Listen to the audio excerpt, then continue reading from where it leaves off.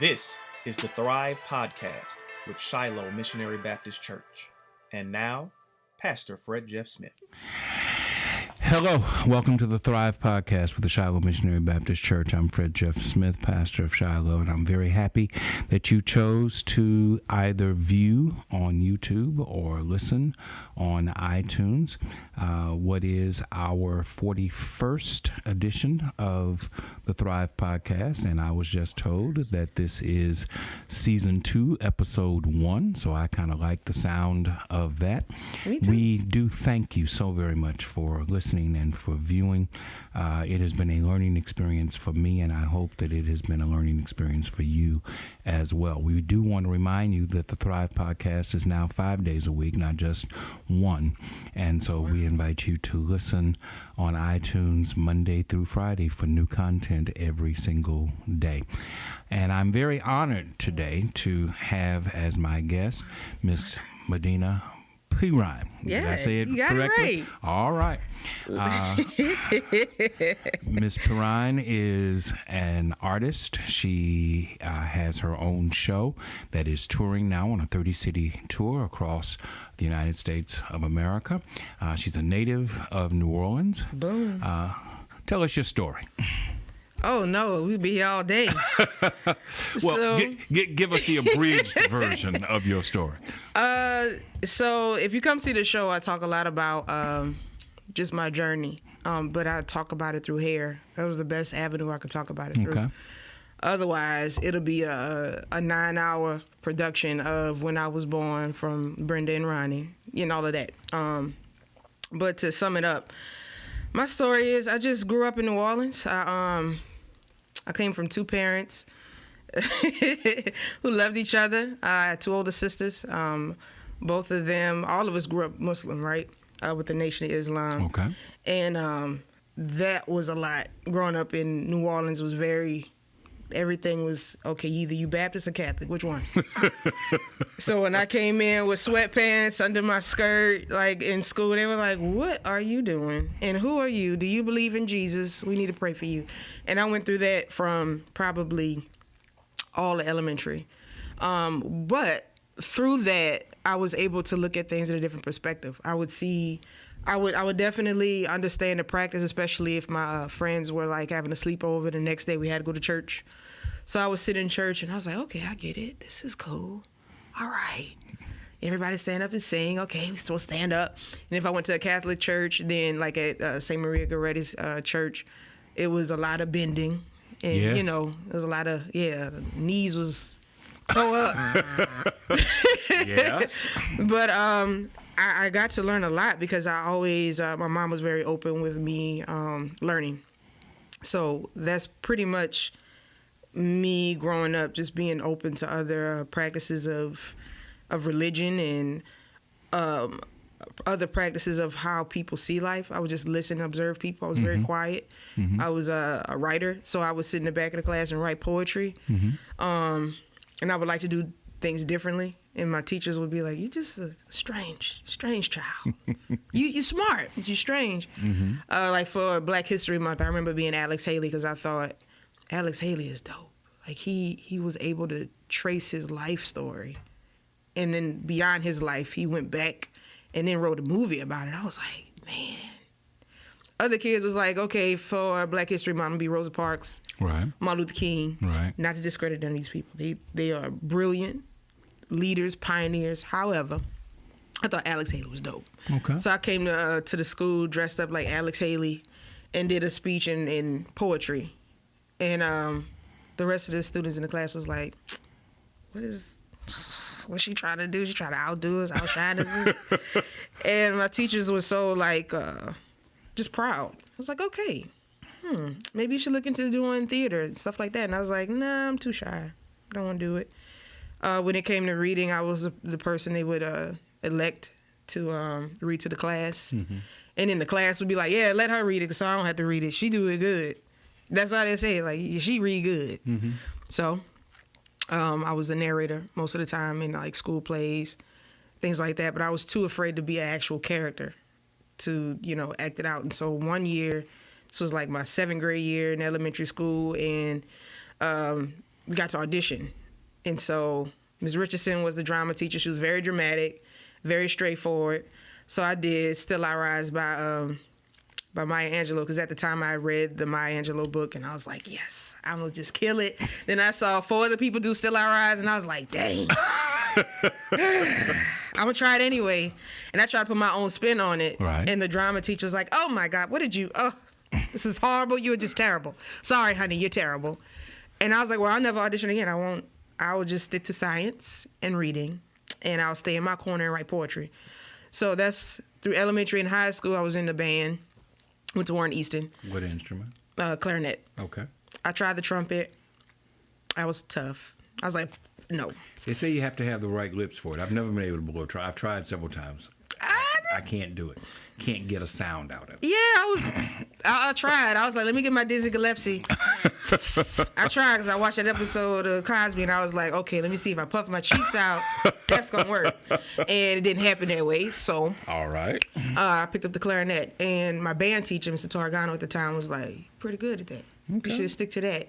So I was like, I'm going to be in the marching band, and the marching band was not. It was work. It was so much work. I just like, let me just do classical. Let me just sit down and play. Let me do concert band. I like that. But I also had an knack for science. So I ended up enrolling in math and science school in high school, and I was too animated for my science class. Like, really animated. I like to read aloud in class. This was your assessment or your instructor's assessment? This was my peers' assessment. Okay. It was like, why? So I was reading biology in class. Yeah, Mr. Hoxie I love biology, geology. I loved his class. Okay.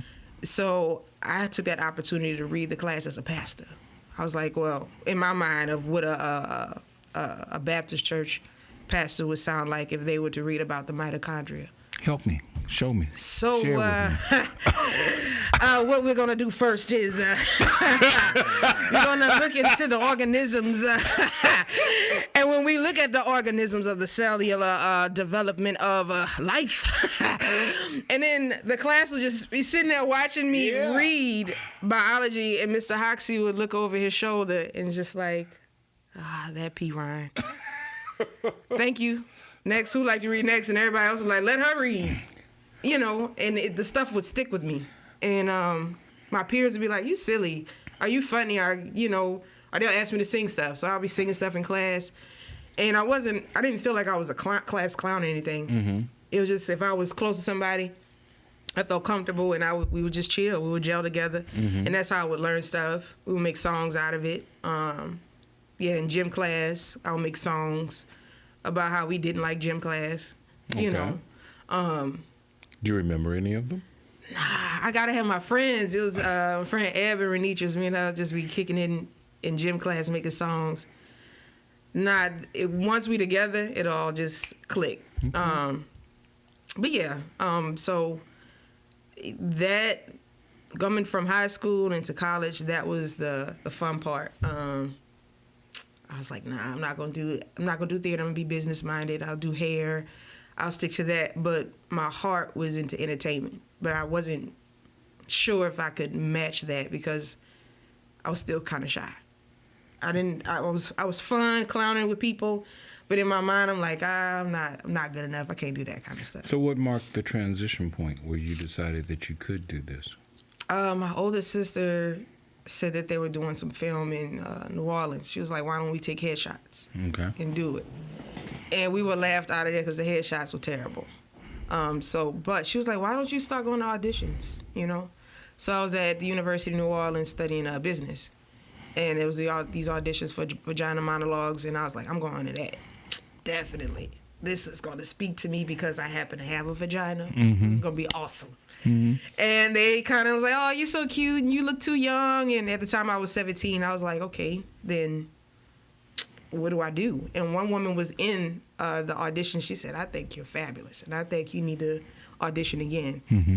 And I ended up being cast in a show with the seniors. Now, I'm freshman, they seniors, so they're looking at me like, how did you get to be in this show? Mm-hmm.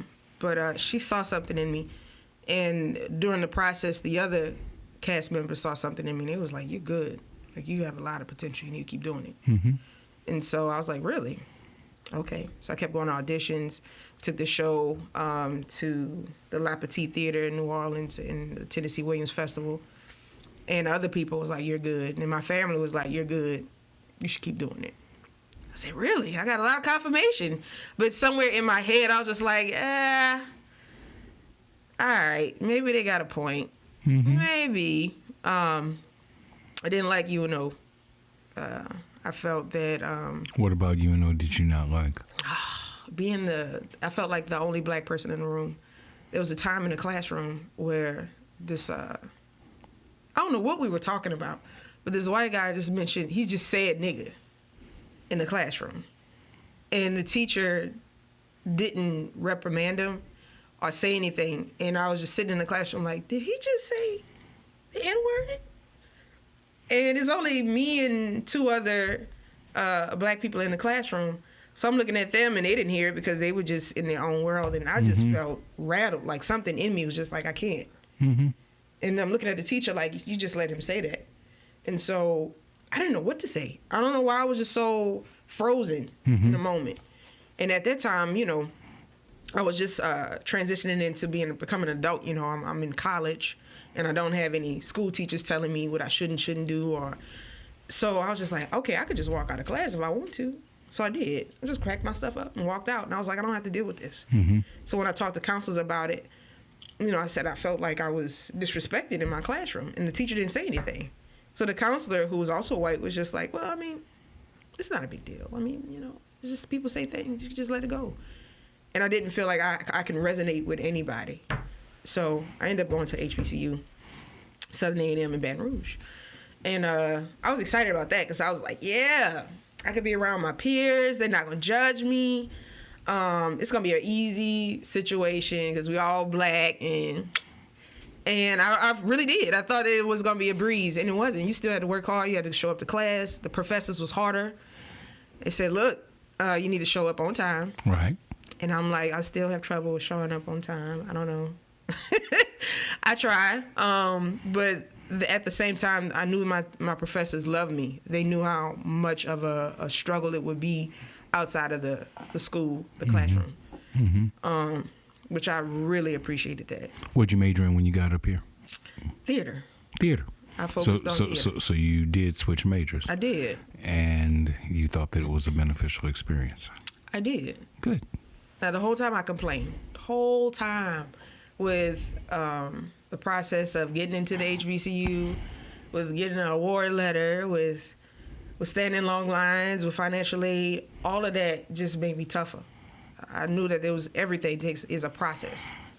And I learned that the most, and most people have issues with HBCUs. Don't go to HBCU because you know you never going to. It's a lot of negativity around that. The thing you hear about Southern, and I'm born and raised Baton Rouge. My father graduated from Southern. My sister graduated from Southern. My mother worked at Southern for 29 years. I'm saying that so that anybody who has something to say about what I'm about to say, y'all can keep it to yourselves. Okay, that's a way to clean it up.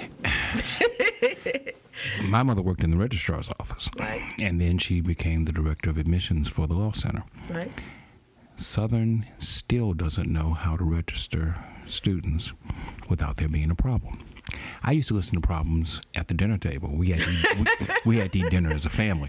And I used to listen to my mother complain about the registration system when I was a child. And here we are in the year 2018, and I'm way away from being a child. And I'm still hearing stories, not just from what you just said, but I hear it all the time. And I cannot for the life of me figure out why in the year 2018, Southern still has a problem registering its students. So I just wanted to say it does make you tougher because it's been a problem for 40 plus years that they have not been able to tackle and get their arms around. Yeah.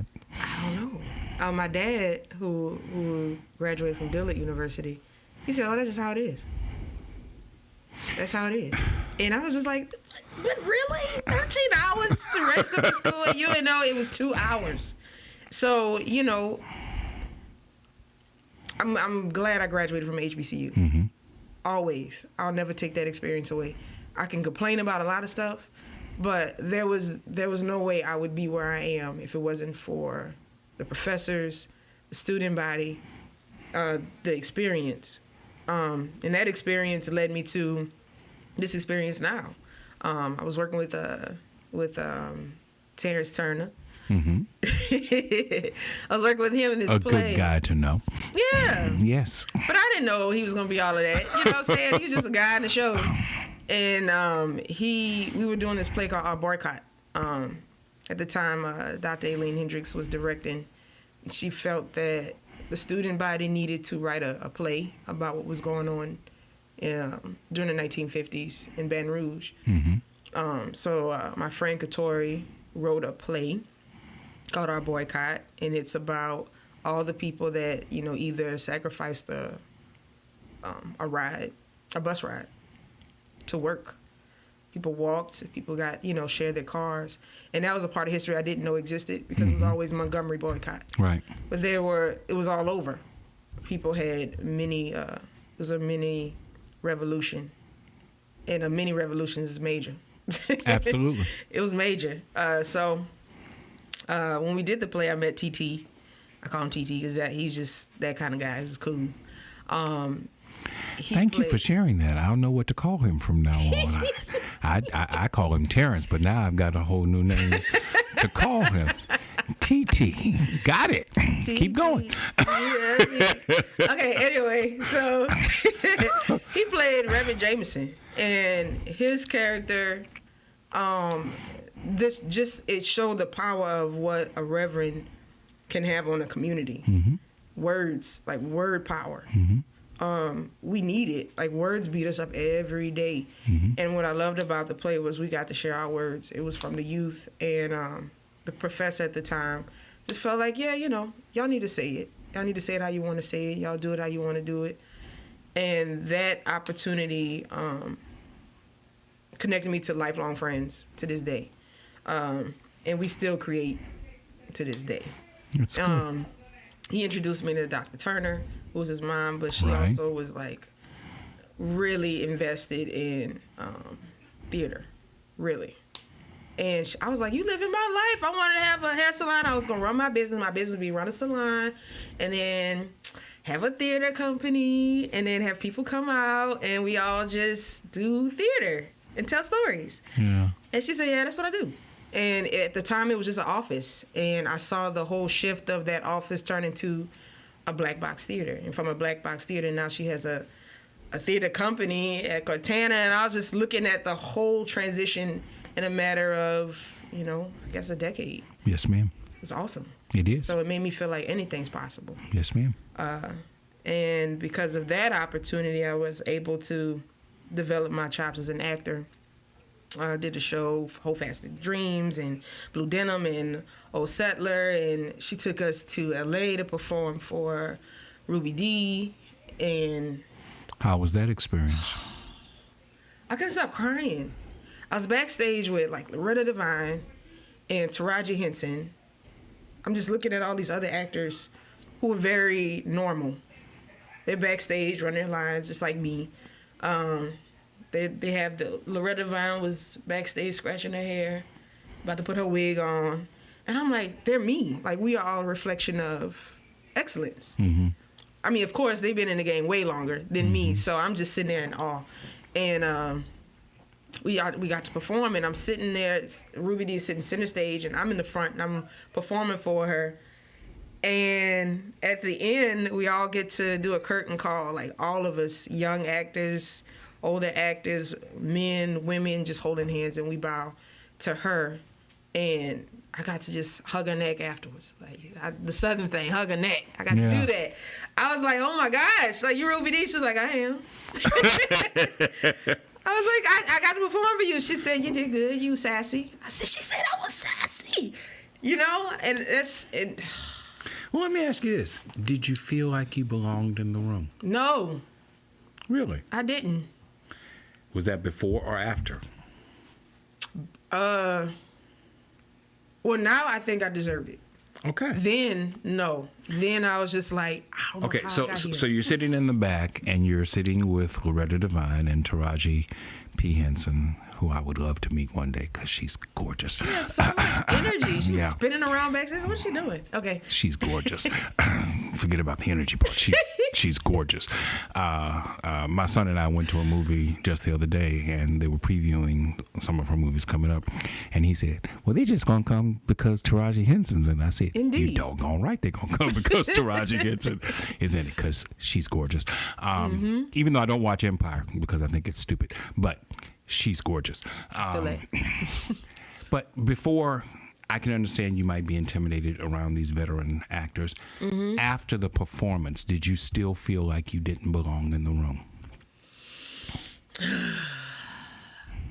Well, there's this thing that I saw on the way here, and it said, bless the meek. And I always felt like I've been a part of the meek. Just like, okay, I have to just go along with the process. And I felt like I was just going along with the process. I didn't really process that you are on stage. You just performed with these veterans. And you were invited to be here. That didn't connect. I was just like, ooh, wow, I'm here. So no, I didn't really process that I belonged. I didn't until you just asked that question. Now I feel like, yeah, you're pretty good at what you do. Yeah. The divine brought you to this place, so yeah, you belonged. Yeah. You said earlier that you were raised a black Muslim. Do you still practice Islam? I do not. Okay. You want to talk about that? I can. Okay. Right now, there's phases in life where my practices have changed. I was at Star Hill for a while, and I felt like Here in town? Yeah. Okay. Pastor Jetson. Yeah. Okay. I was there, and I enjoyed the whole process. I mean, the process in me. Just going to Bible study and talking openly about it because I really didn't have a background in it. And most of my background was looking at the Quran, and I didn't understand the Quran because it was in Arabic. So I was like, I don't get it, but everybody else is doing it, so I better go along with it because it's going to be a tongue lashing, right? At the house. And even in church, it used to give me the willies a little bit because I felt judgment. I was like, okay, who's this young lady? But I think people just are trying to observe, trying to gather who you are. And I took it as judgment. Like, oh, they judging me. They don't like the way I dress, or they don't like my hair. It was a mental breakdown. And what I liked about Justin is that he wanted to remain human. He was like, I want you to see me as a human being, and let's look at the word. And you need to see yourself as a human being studying the word in order to get you through whatever obstacles you're going through or whatever spiritual battles you're going through. And I felt I had to go through that process to understand that there was a spiritual battle. I just thought everything was just happening to me. And I would see other people catch the Holy Ghost, and then I'm sitting there crying, and then I see other people just, looking off into space, and I'm just like, what's happening with them? What's going on? And I'm the only one that's going through this? Do they not see that the world's trying to attack me? And, the church felt like that place where everybody could say, yeah, I've been attacked today, and so I need you to get me back on track. I did love it. I decided to move to Chicago because I just felt like here in Baton Rouge it was very segregated, and I felt like I don't know. I just got this push to move. I wanted to go to LA to be an actor, and I ended up in Chicago. Okay. I felt like LA is going to be warm, and people are going to understand what it's like to be an artist. And I did kind of just, shake off Baton Rouge. Like, there's not enough artists. They don't understand me. But this is where I was able to develop myself as an artist. So, yeah, I moved to Chicago to continue being an artist because Dr. Hendricks, once again, reached out to us students to write a play about what happened in Katrina. And I had all my family's from New Orleans, but we moved to Baton Rouge at the time. And I had friends that were affected by Katrina. I was like, come stay with me. and I could talk about it. I was like, oh yeah, I could definitely write about it. I could tell you about my friend who was on the rooftop for 4 days. I could tell you about what it's like living with 3 guys and a dog. I could tell you what it's like to see the post-traumatic stress of trying to find an apartment and afraid that apartment is going to get taken from you. It didn't happen to me, but listening or seeing the fear of I'm not going to go get an apartment because they're going to see my Louisiana license and know that I'm from New Orleans. And so people were afraid to step out during that time. So I wanted to write about that. And it was included in the play we wrote, Katrina's Footprints, and it was sent to Chicago, to Columbia College, where those students read what we wrote because they wanted to know what a Louisianian would say about Katrina versus their experience coming into the city to help clean up. So they combined the stories. And one of the women in the show, she was just like, why don't you move here? Like, you're a really good artist. And I'm like, all these people tell me this stuff all the time, and I just feel like I'm just going with the flow. You know, I'm like, I just wrote it because I felt passionate about it. She was like, well, why don't you just come see what it's like here? And it was great. For 4 years, I was in Chicago as a teaching artist, auditioning, working at Marshall's, and just trying to, stay afloat. Just to, I guess, support my passion. And she kept telling me, the woman I'm talking about was Janae. She kept telling me, why are you working at Marshall's? You're an artist. I was like, I need money. She was like, well, why don't you just focus on your art and that'll bring you money? And so I started applying to be a teaching artist, going into schools, teaching theater. And I was so passionate about it, sometimes the language didn't translate to the students. It was like, okay, you're a really good actor, but what are you talking about? What is theater? What is that? You're telling me I have to share with you vulnerability? I don't do that. In Chicago, everybody's really guarded because either they've been traumatized by losing a brother or uncle or a boyfriend or a mother, a daughter. Like, the gun violence is so powerful there. And it's here, too, in Baton Rouge and in New Orleans. But I felt like I was most affected as an adult seeing my peers, people I was working with at Marshall's, the students I was talking with. They were dealing with a lot of trauma. So it wasn't as free-spirited as me, like, oh, I'm going to go audition for a play. I want you to come and audition for a play. And it was like, I'm not really thinking about plays right now. So I had to use that as a way to heal people so that they could kind of break those barriers, so that they could share their stories. And I felt that was more important than just getting a check, working as a clerk at Marshall's. That became more of a push for me to want to teach more, because I would hear these stories and I would start to see how valuable my youth were. And even the other teachers would see how the youth was so open to share their stories through poetry, or they would come up with songs, or they would, like, I'm going to write this short skit about working at a shoe department. And it was all great. They were able to do themselves. I did the same thing that my teachers did for me in the past. So I loved it, loved it, loved it. When did you write your show, your one-woman show about hair? That was 2012. My friend at the time, we were in a few shows together, and he was like, my theater company, Impact, is doing solo jams. Okay. So they allow anybody who wants to tell their story to get an hour. They get 1 hour, it's just them. They can either sing, dance, or tell a story.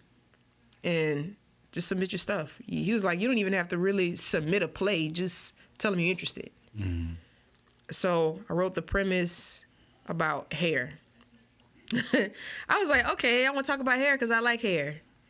And then as I started writing it, it became 1 page to like 27 pages.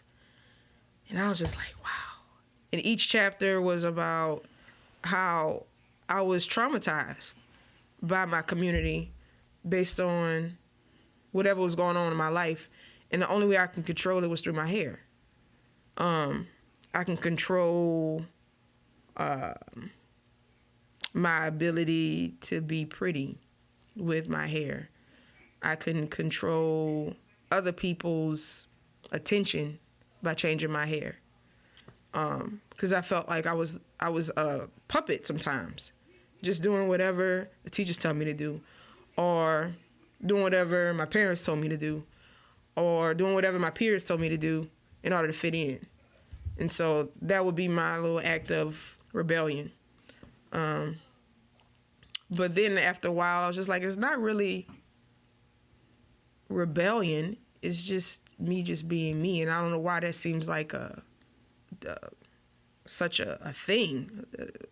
Me being me is being rebellious. I haven't seen the play. Mm-hmm. Help me to know what I am in for. Fun. It's very relatable. Have you ever had a bad haircut? Yes. You had to go to school after your bad haircut? You just wanted to wear a hat, but you couldn't? Kept my head down the entire day. Right. And it was not at school, it was at church. That too. We got haircuts on Saturday, and he messed up my head. And I told my mother I did not want to come to church on Sunday. Well, I'm the pastor's son, and my mother sings in the choir. You coming to church? So I literally sat in all of worship and in Sunday school with my head down because I hated the way that my hair was cut. I vividly, and that was, God, I was 14, 15 years old, so we were talking 42 years ago, and I still remember that. See? That's what the show is. It's me exposing myself, shame. Mm-hmm. How I turned shame into joy for myself. I was like, you know what? I don't like what's going on in my life, so I'm about to cut my hair. I definitely don't like how people are treating me in school. I'm getting teased because I cut my hair, and I had to go to school that way because my dad was trying to teach me a lesson. Like, you can't just, you need to think things through. You can't just like, I'm just gonna do it, and then don't have any consequences. So there are consequences when you walk into a school looking crazy. And in my mind, I wasn't looking crazy. I thought I looked great. Everybody's like, you need to get your hair combed. Like, you need a hair press. Like, what's wrong with you? Your mama let you go outside all day. And I had to walk home with that same narrative. My friends were like, girl, you look crazy. It was shame. Yeah. It shamed me to get a perm. And then in that, you think that that's going to change your life then. Like, now, I'm going to be accepted, right? I'm good. No, because if that perm don't come out right, you still got to deal with, now I have to go out in public and deal with that. That's the show is about me growing up and dealing with those embarrassing moments and teachable moments, and then going into the workforce with the same pressure. How do I wear my hair? How will I be accepted? And so you have to look for what's acceptable, because if I can't be myself, then I have to be somebody else in order to be engaging with other people. So what's the moral of the story? The moral story is just, you really have to fight to be comfortable in your skin. There is something special about how you are, your makeup. There's something special about how you think. It's something special about how you carry yourself. And it's not an act of rebellion. You're just being honest.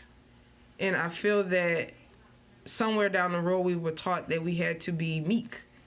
That we were taught meekness is being humble. Right. And it's not. It's not the same. Okay. Explain that to me, because I do believe that meekness is about humility. In fact, I just taught Bible study the other day on meekness as one of the attributes of the fruit of the Spirit. So I'm curious about your feelings with regard to meekness. My definition, I looked up the definition of meek. Mm-hmm. I said, what does that mean? Because I thought it was meek and humble. They always go hand in hand. Mm-hmm. And according to meek is just going along. Just go along with it. It doesn't mean that you necessarily agree with it. It just means you go along with it. But I don't know what your definition is. Well, I try to employ a biblical definition of it. And biblically, meekness has to do with gentle strength. Yeah. The ability to be strong enough not to respond to every provocation that is presented to you. Jesus describes himself as meek. Jesus praises the meek. Blessed are the meek, for they shall inherit the earth. And Eugene Peterson, in his translation of that passage in Matthew, he translates it this way, and I'm paraphrasing. I'm not going to get it exactly right. But he says, you are blessed when you are comfortable with who you are. No more, no less. And I think that that's the biblical definition of meekness is what I espouse, and I encourage people to embrace and seek to live. It's part of the Christ example, and it's part of what we as disciples of Christ should seek to employ. I made the point, and I'm not trying to teach you a Bible study, but I'm just making the point. Meekness is often equated with weakness, but other than the fact that they rhyme, there's no similarity between the two at all. Some people would say that if I said something to you, or let me flip it, if you said something to me that was insulting, that strength would be for me to come back at you. I think the stronger response would be to not come back and not feel like I have diminished myself in not coming back. I'm comfortable with who I am. And so I don't need you to define me. I don't need you to affirm me. I'm comfortable with who I am. So whatever you think about me, that's your prerogative, but I'm not going to be guided, nor am I going to be manipulated by your thought process. That is meekness. I agree with it, especially as an actor. People always assume like the ultimate gain is the Oscars. Like once you get an Oscar, you are recognized as the most honorable actor. And I was like, the Oscars was never really for me. It was an entity of white actors or people that felt like, okay, we want to be, they created a system, a board, where they were like, okay, now we're going to recognize who's going to be the best actor. But it wasn't really, it didn't include us in the beginning. And so for me to like debate, like, I need to be on the Oscars, we should be recognized, it's I can practice meekness with that because I'm like, I don't care. Like that, I knew that system wasn't really designed for me. I had me in mind. They were looking for actors that looked like them. And at the same time, when you're meek, you are punished. Like if you want to, Jesus was punished a lot. And I feel like I have been punished a lot for just being myself. In the workplace, I was very verbal about the treatment of students. I was like, this class is too long. Like they're exhausted. They've been in 7 classes all day. I'm like, let's just cut the classes short. Why not? Like we could still have valuable learning time if you just put it in small increments. And principals was like, look, I don't know who you are, but you need to go somewhere else because you are intervening with the system that we have in place. And, I like the definition of meekness being a gentle strength. I feel like I had to exercise my gentle strength a lot, especially as a woman. And I don't want to bring gender into it too much, but as a woman, yes, you can speak softly and you can still be heard when you speak softly. Do you believe that women run the world? Yeah. Because I do. I do. I believe that women exhibit a consistency of strength and character and integrity that is not found so much in men. And so I often tell women, if you guys knew how strong you were, if you guys knew how bright you were, how sharp you were, y'all be running the world. So I'm just curious if that's something that you would agree with. I definitely recognize, well, I'm a mother, so I recognize women are always like, why didn't he think of that? Like, why didn't he just do that? Like, that's just normal. You would think you have to think ahead. I was like, no, women we think differently. We think of how it's going to affect the whole being, what I'm thinking of as a child. You have to think 10 steps ahead. Are there clothes for next week? Or did you prepare breakfast? Because when we wake up, breakfast has to be made. Did you bathe? Did you bathe today? You're thinking of yourself. You're thinking of your children, especially women that have multiple children.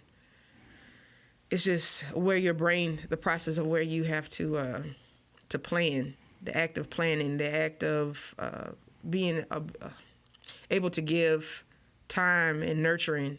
It's just exhausting. And not that I don't think men could be nurturing at all. I think just we process things totally different.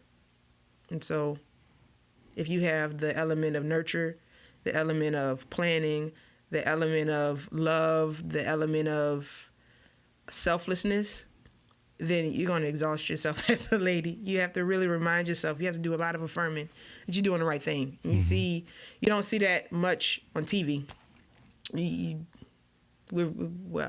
How we're represented on TV is pretty, shallow. Just money hungry, abusive, just joyless.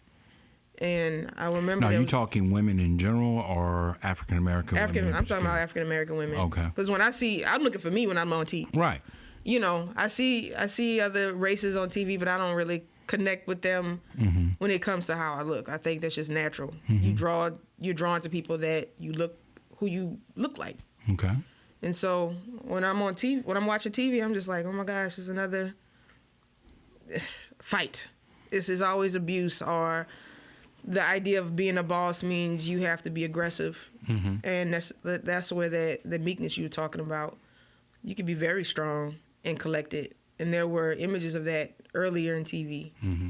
And then, I was just imagining Florida Evans. Good times. Good times. Good times was not a good time. Every time I watch the show, I'm like, it's not a good time. Right. Jeez, why did she have to endure all of it? But that's what it is sometimes. It's just enduring hardships and just saying, you know what, I'm going to be all right. Yeah. I got my family. We're still good. I wake up tomorrow morning, make some oatmeal. We good. Yeah. To come back to being an actor and having, I definitely want the shift of what black women look like on TV to look whole. It's very shallow. It's very dark. It's not deep enough. I watched this show, How to Get Away with Murder, and this character shows levels of intelligence and manipulation, and it shows passion. It almost shows her as a whole person, but it's all revolved around murder, and that's the only thing I don't like. You're talking about the Annalise character? Annalise. Okay. I like how she thinks. Viola Davis. Okay. Viola Davis, I love her. Love her. She's very raw. I consider myself to be a raw actor.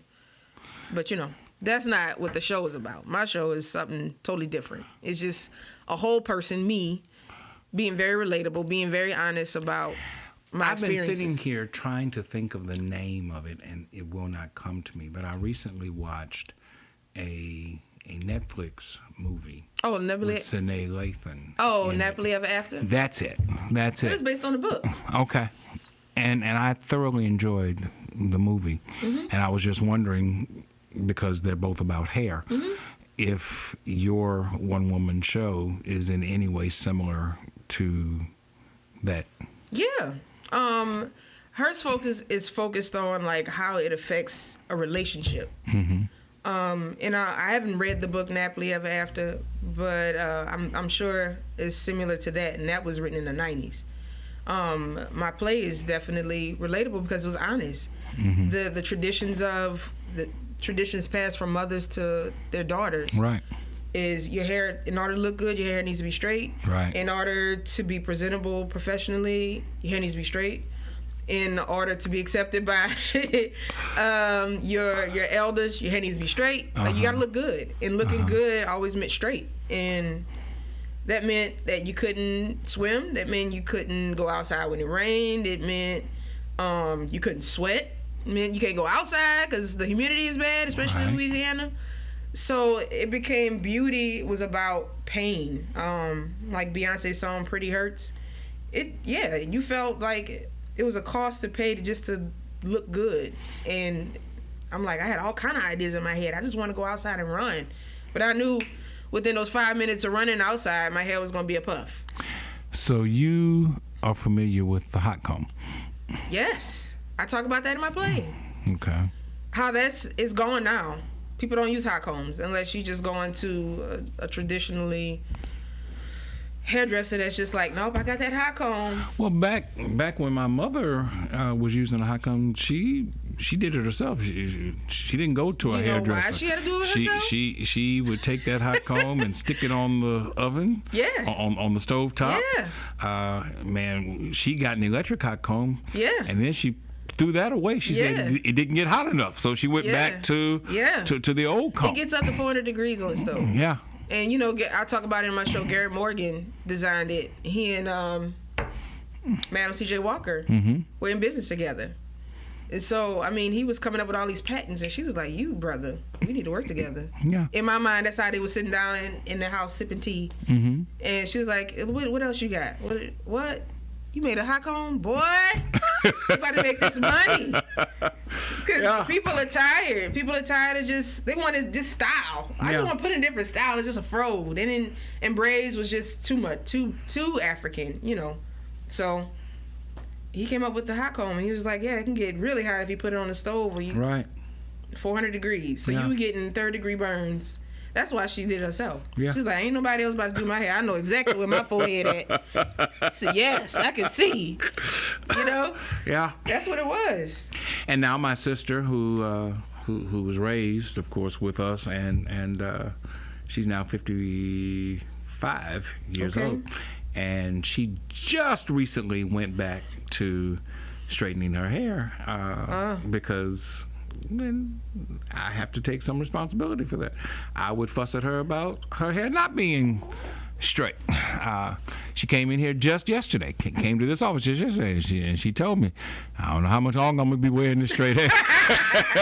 Takes too much time to do this. It does. So, what is it about us black men that I would say to my sister? You need to straighten your hair up. What's my problem? I think your intent is you want her to look good. You want her to feel good. Part of styling the hair, you have a different energy when your hair is styled. And the most go-to style is straight because then it's appealing because you see it a lot. You see it on TV. The most attractive women on TV have straight hair.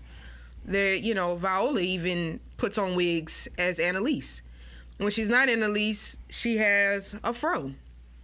That image is just embedded in us. Secretly, it's like it's subliminal. But you could look at a black woman. I mean, think about. I'm going back like in the 70s, 80s. Like Grace Jones had a fro and. She was short haircut. Yeah, that was like, ooh, that's masculine. Yeah. And you look now at Lupita, and then people see like she's gorgeous. She has a short fade. She, I feel like the thing is that some men have just been had, have been blindfolded by what beauty is. But I think the intention is, I just want you to feel good, sister. I want you to know that I just want you to look good so you can feel good. Maybe you sense that she's not feeling right about the way she look, or maybe it's how she carrying herself.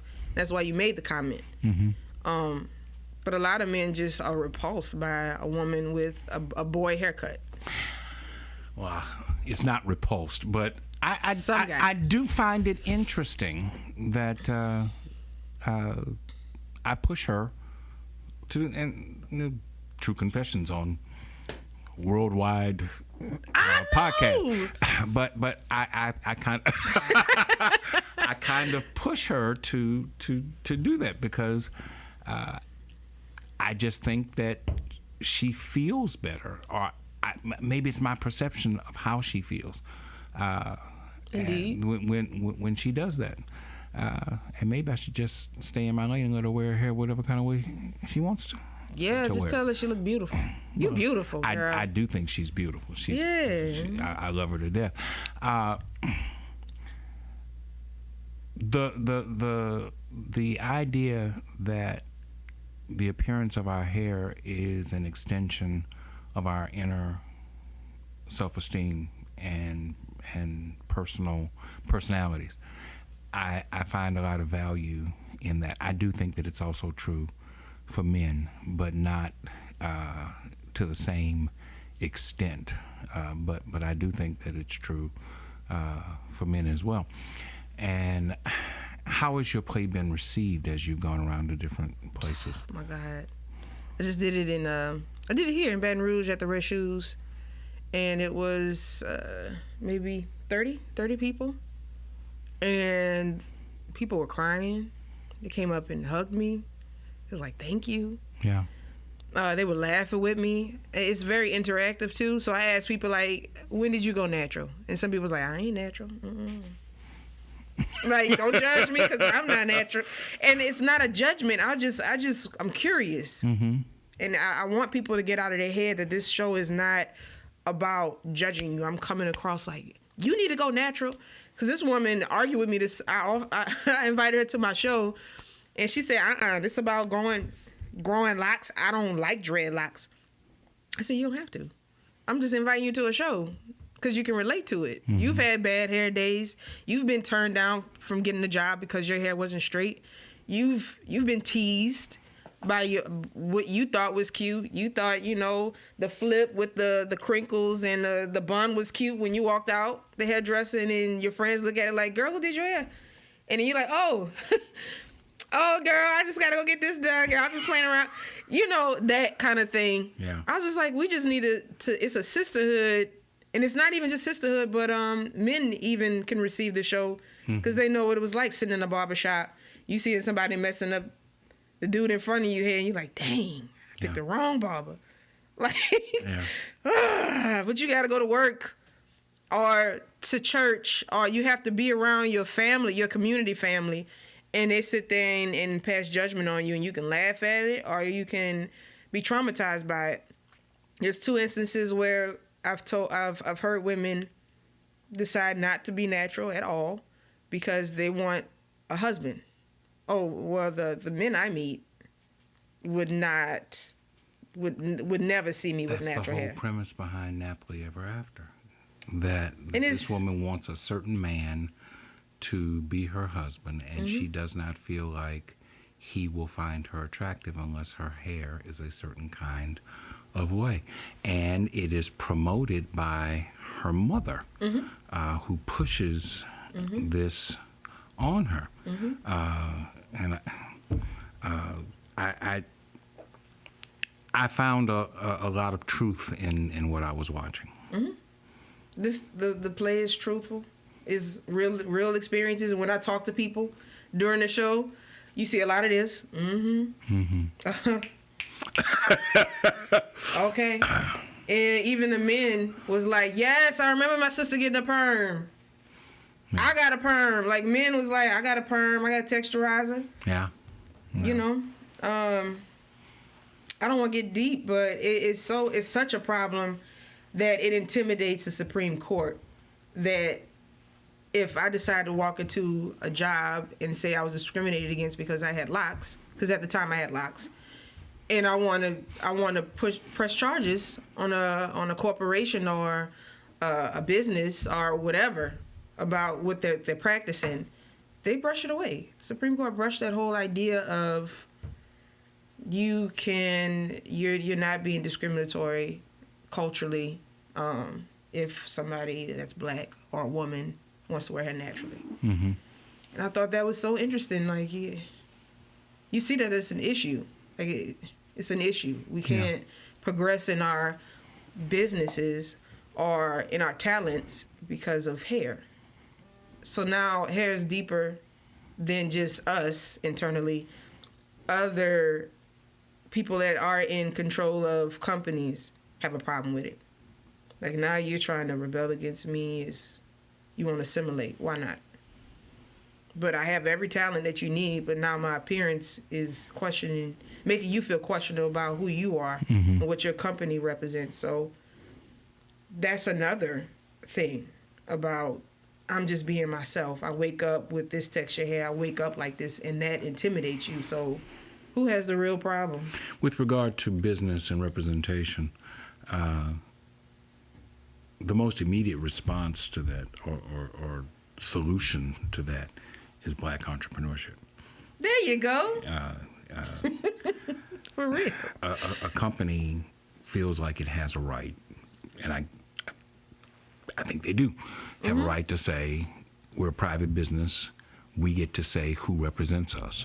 Right. You know, and we get to say how they should appear as they represent us. And the only way that African Americans can respond to that effectively is to be your own boss, which is another reason why we should be pushing towards black entrepreneurship. True. That's what this is. Because I see what you're doing as black entrepreneurship. It is. It's a one-woman show. It's your show. It's you. And from what you're telling me, if I saw your show in Houston and I saw your show in Mobile, which is where you're supposed to be going next, it wouldn't be the same show. That there might be some elements that are similar, but that your show is interactive and it adjusts to the audience to whom you are presenting the show. True. And I think that that's the essence of what entrepreneurship is supposed to be.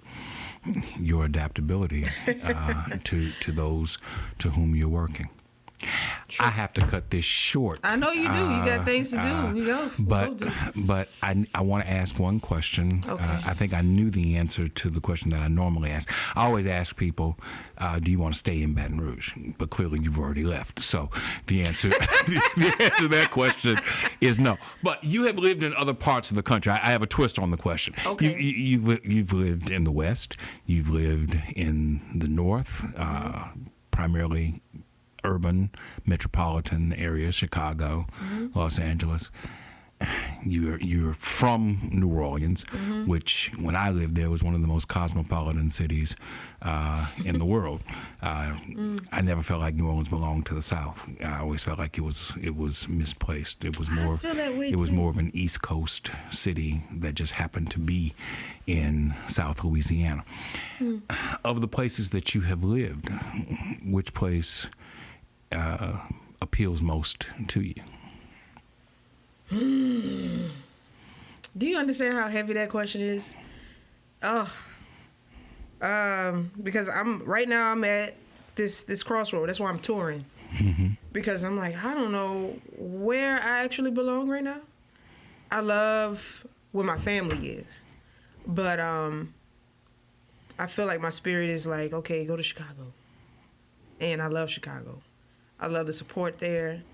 It's very, I don't want to say pro-black, but it is. It's that there's black communities of brown people, whatever color people, whatever color.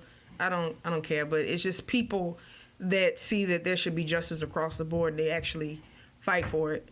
I see it a lot in Chicago. So my heart is directed in that direction, or I feel like, okay, this is where you need to be. This is where you developed your passion to help people. The pull here in Baton Rouge is just like, this is my roots, where I was able to really shine as an actor, shine as an artist, shine as a director. But then who knows where I'm going? I want to go international. I want to be able to go to Thailand and do the show. And learn a different language. I want to be able to go to Africa, and I'm just putting it all out there. So if anybody in like Ghana or want to see the show, let me know, because I could use that. I can use that kind of love. You know what I'm saying? I haven't been to Africa. I just want to travel anywhere and listen to other people share their stories with me. That's why I like doing the show. It's very personal. People can touch my hand while I'm talking to them. It's not behind a screen where people could turn the next channel. They're stuck with me for an hour, and I'm stuck with them, and we all get to experience it together. So I think it's dope. I really appreciate you taking the time to come and share Thank with us you. today. Before you go, Medina is not your first name; it's your middle name. You shared with that. You shared that with me before we started taping. What is your first name? My first name is Bashira. Bashira. Yes. So, Bashira, Medina, thank you so much for coming and sharing with us on the Thrive Podcast today. I enjoyed myself. Thank y'all for viewing. Thank y'all for listening. We'll be back next time. Thank you, ma'am. Yeah.